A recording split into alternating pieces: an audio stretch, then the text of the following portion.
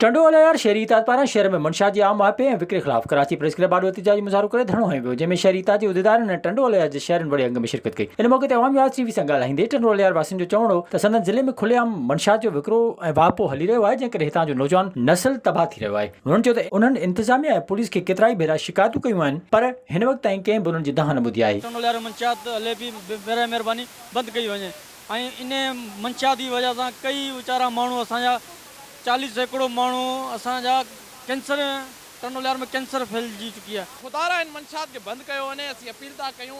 अगर मंशात के बंद न कयो वियो ऐं असां ते इहे जेके चवनि था कूड़ियूं तव्हां ते एफआईआरूं कटींदासीं, असीं तव्हांजी एफआईआरनि खां तव्हांजी जेलनि खां नथा डिॼूं। अगर असांखे डिॼणो हुजे हा त असीं हिन जदोजहद कोन कयूं। खुदारा ही जेको टंडोला यार में सरेआम नशो वापराइजे पियो, इन जो जल्द खां जल्द नोटिस वरितो वञे, न त ॿी सूरत में असां इंशाअल्लाह ताला दायरो वसी कंदासीं। हुन मुताबिक़ त फौरी तौर ते टंडोला यार ज़िले मां मंशा जो ख़ात्मो कराए नौजवाननि जी ज़िंदगी बचाई वञे, ॿी सूरत में हू वज़ीर आला हाउस ॾाढो धरणो ॾेई पंहिंजो एहतजाज रिकॉर्ड करण ते मजबूर थींदा। विज़िट कयो अवामी आवाज़ मीडिया ग्रुप जी वेबसाइट awamiawaz.pk